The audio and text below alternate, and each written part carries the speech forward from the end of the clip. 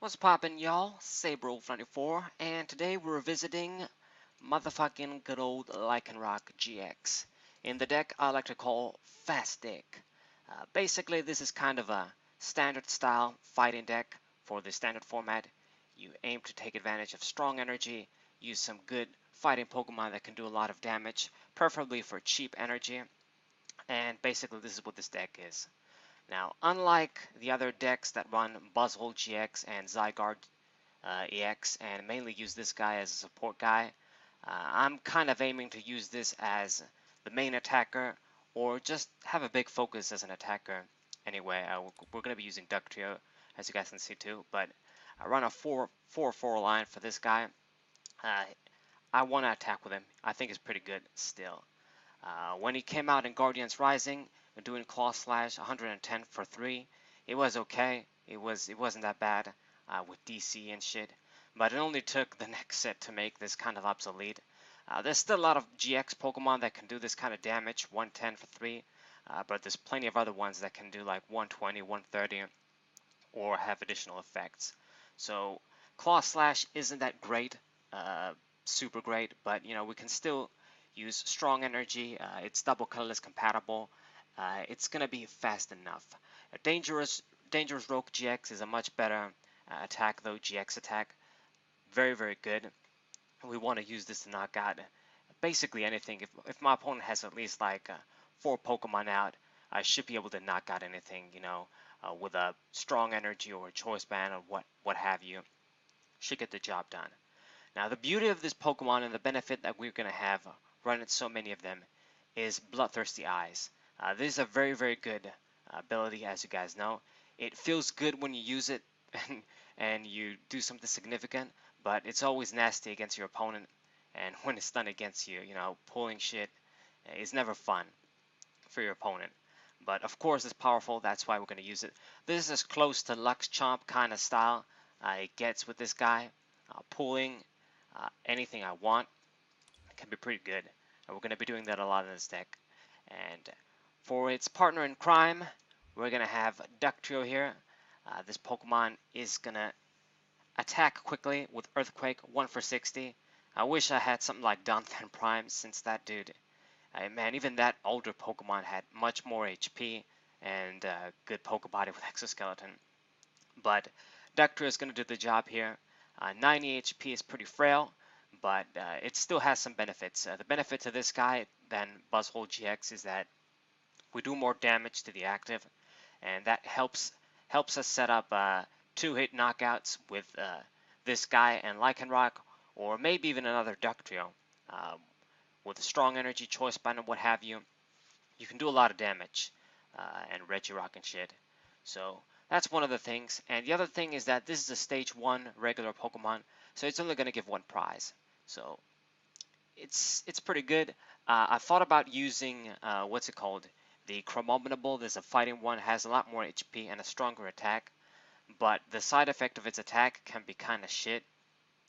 I mean, maybe I'll test with it someday, but I just feel like it's gonna you're gonna have to put some potions in or do some other stuff like that, and his side effect can fuck you up, and I never want to have that kind of risk on me. I thought about that guy, and I don't think it will work. You're gonna have to be very careful how to use it, and it forces you to do shit that maybe you don't want to do, like maybe you want to attack and then you can't attack because you're gonna know you're gonna die from his attack. But anyway, I digress. So Dugtrio is still the candidate partner for Lycanroc. When we get another Pokemon that maybe can do a lot of damage for 1 fighting energy, it'll probably replace him because 90 HP is very low, but it's still pretty good. And the Diglett first form is also pretty important to use the 1 in evolutions with Submerge. If this guy is on the bench, you haven't evolved it to Dugtrio yet, it's not going to get any damage. So maybe if we don't have Mime down, what's up Mime? I always run this card here. Then at least you're going to be protected from your Digletts with Earthquake. And basically that's it. I mean, I've got Mime, I've got the Rockruffs for Lycanroc. These are the only attackers basically. And maybe I guess this guy, maybe someday you might power him up. A Regirock EX looks very cool. This is mostly here, well not mostly, it is basically here for the Regipower. I'd actually run more if I had them. Even if it fills up your bench, the extra damage it does is pretty good, man. It's gonna give us 10 damage to all of our fighting guys, and that's basically it. Helps with KOs, help with that extra damage. Good stuff. Now, one of the newer additions that I have here that's the replacement for Taurus GX is the Dawn Wings Necrozma.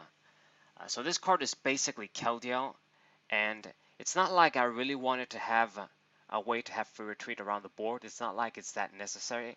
But I found out in games there's some times where I really just want to switch, or I'm forced to promote a Pokemon out when one of my guys got knocked out, and then I draw, and then I'm able to make a play where I'm, man, I wish this Pokemon, I didn't promote that Pokemon.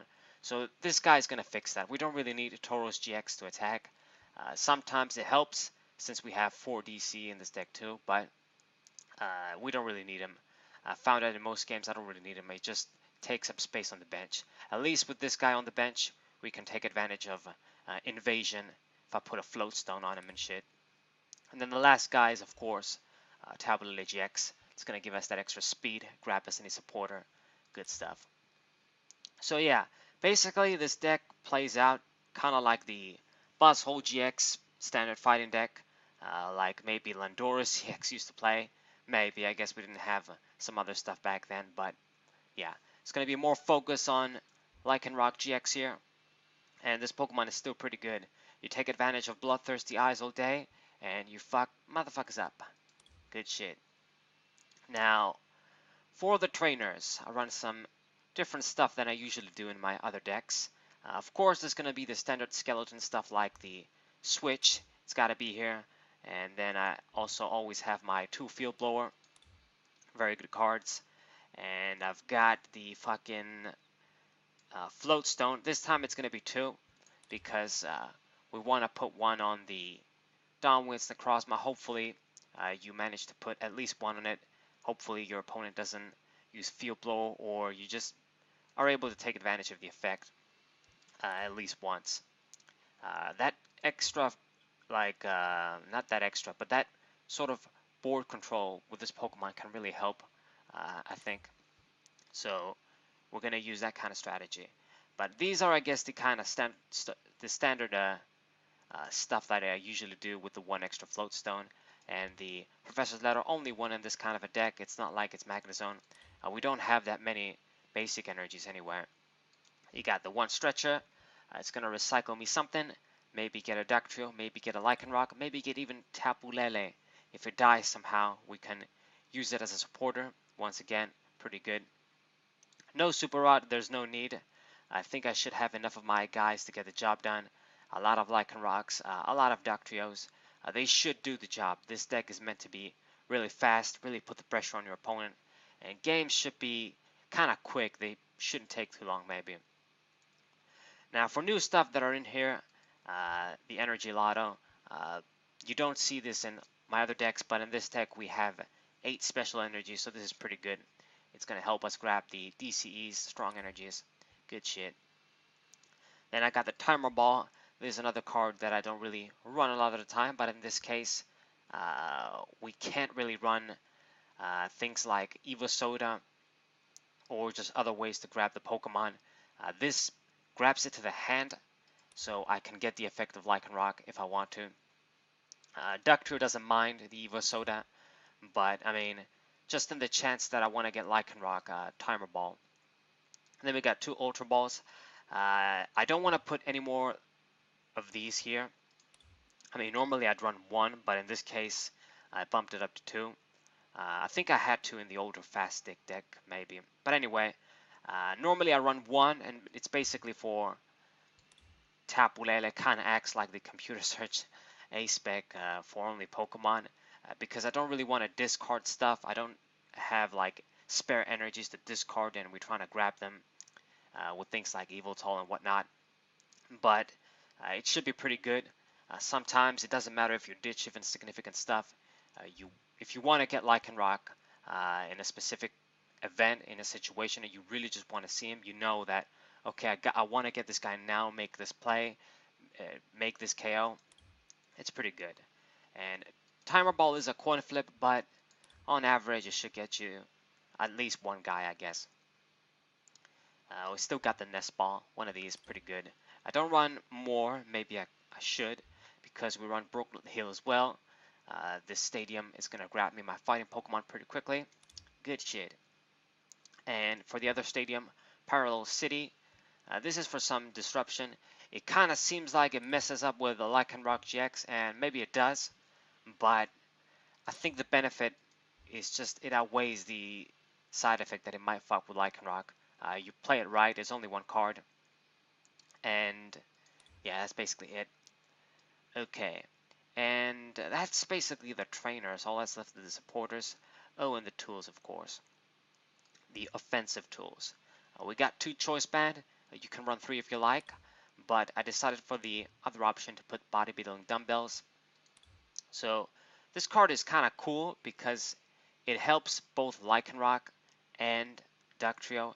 It makes Dugtrio makes it have 130 HP, makes it a little bit more durable. If this guy can survive at least one hit and manage to do like attack twice with Earthquake, if it has a choice band on or a strong energy or both, and with Regirock, you're gonna do a lot of mass damage for only one stage 1 Pokemon.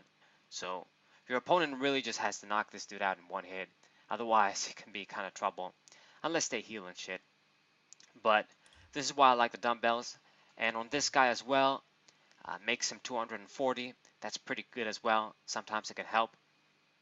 Now, I mean, it's not like I do this much damage and the choice band is going to help me to get one-hit knockouts. This deck won't be able to get one-hit knockouts on GX Pokemon for the most part. I mean, even if I put like 2 strong energies on this guy, has a choice band and a Regirock, how much damage is that?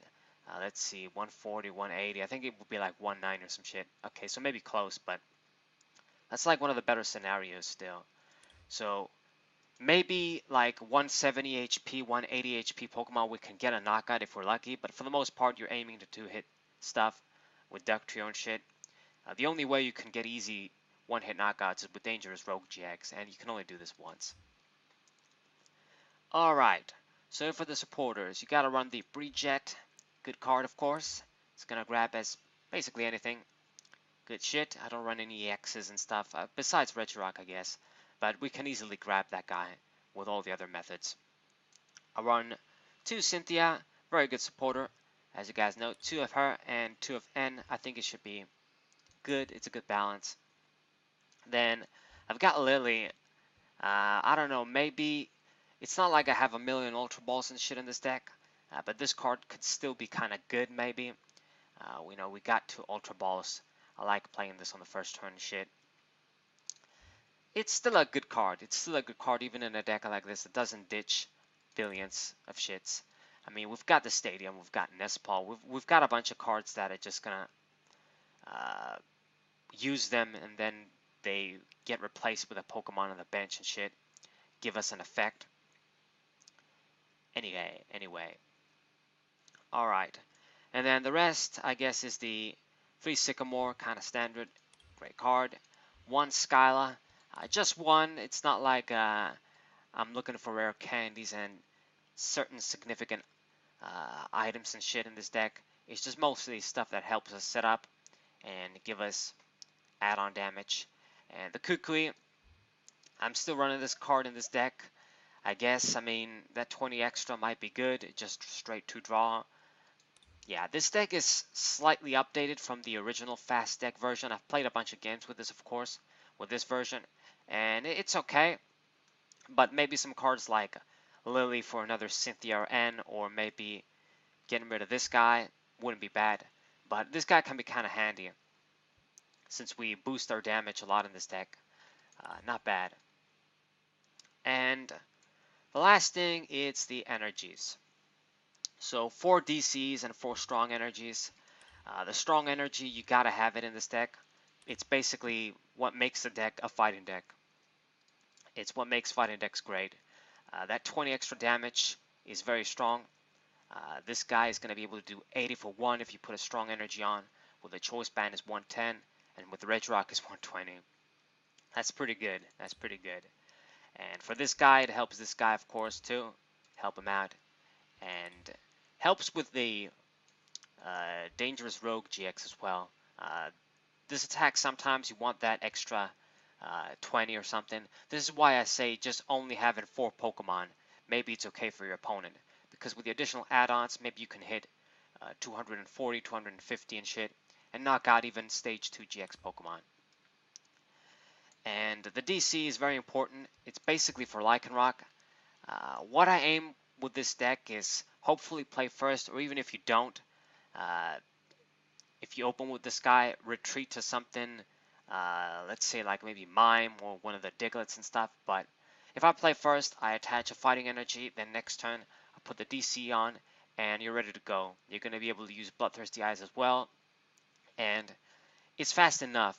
You can get the drop on your opponent. But basically it is for Lycanroc GX, that's it. Tapu Lele can use this, I guess, too, but really it's for Lycanroc GX. This dude, yeah, can't attack. Regirock can't use it either. That's it.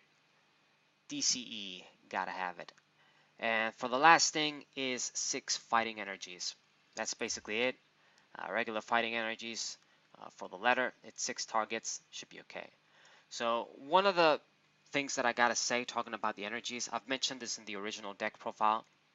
This is kind of like an update, but Enhance Hammer is probably your worst enemy, like even worse than playing against a grass deck like Golisopod that takes advantage of this guy and can easily kill him. It might be even worse than grass weak GX Pokemon and shit, because you're aiming to be fast. You don't have any way to kind of accelerate energies in the form of Max Elixir or other methods. You just basically aim to attach an energy per turn, not miss a beat, and utilize fast attackers. That's basically it.